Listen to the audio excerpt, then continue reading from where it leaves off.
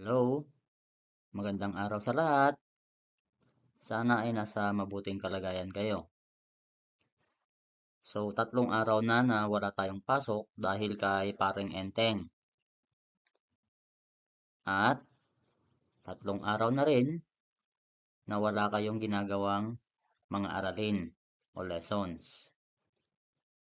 Dahil nalalapit na ang periodic test at marami pa tayong leksyon or lesson na hahabulin, lalo na sa math, gagawa ako ng mga maikli at medyo mahabang video lessons tulad nito. At sa ganitong paraan, kapag nagkita tayong muli, ay may laman pa rin ang ating mga isipan at kahit papaano ay may maisusulat tayo pagdating ng test.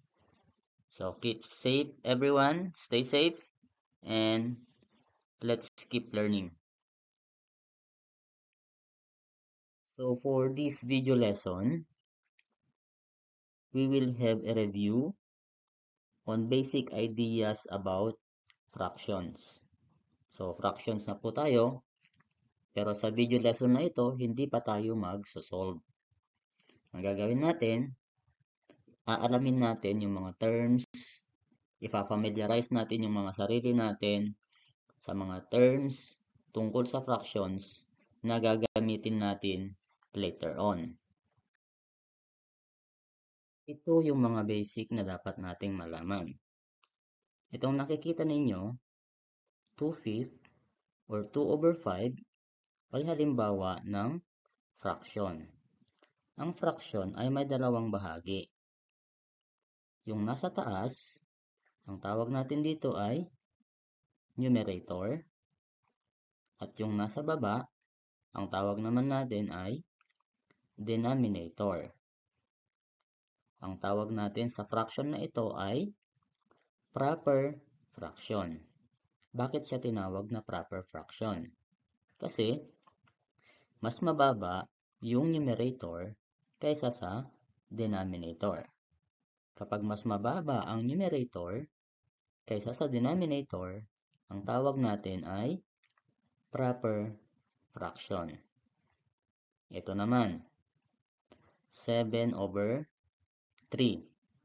Yung 7, mas mataas kaysa sa 3. Ang tawag naman natin dito sa fraction na ito ay improper fraction. Bakit siya improper? Improper fraction ang tawag natin kapag mas mataas ang numerator kaysa sa denominator. Ulitin ko ha.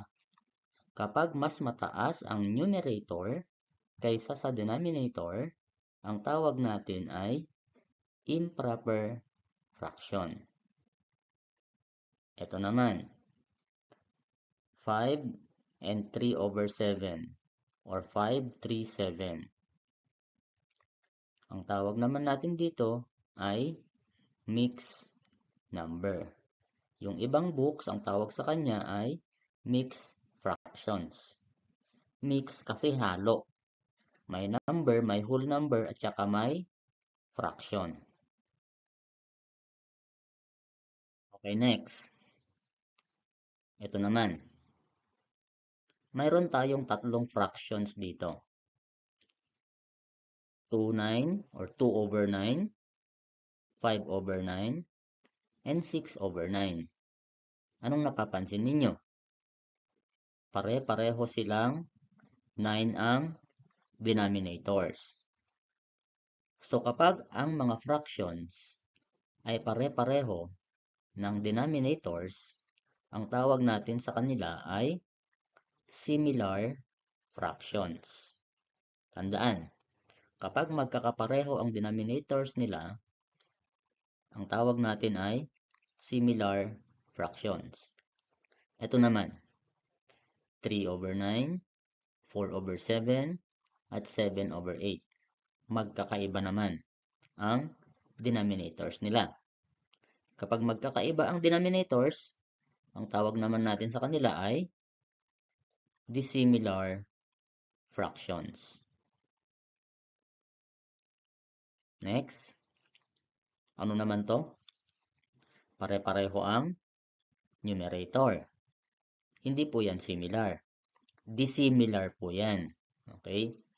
Para maging similar sila, dapat ang pare-pareho ay yung nasa ibaba. So, dissimilar fractions yan. At ang isa pang tawag po dyan ay unit fractions. Bakit siya tinawag na unit fractions? Kasi ang numerator niya ay 1. Kapag ang numerator po ay 1, 1 yung nasa taas, ang tawag ay unit fractions. Lahat ng fractions na ang nasa taas or numerator ay 1, ang tawag natin sa kanila ay unit fractions. So hanggang dito na lang po muna ang ating talakayan sa ngayon.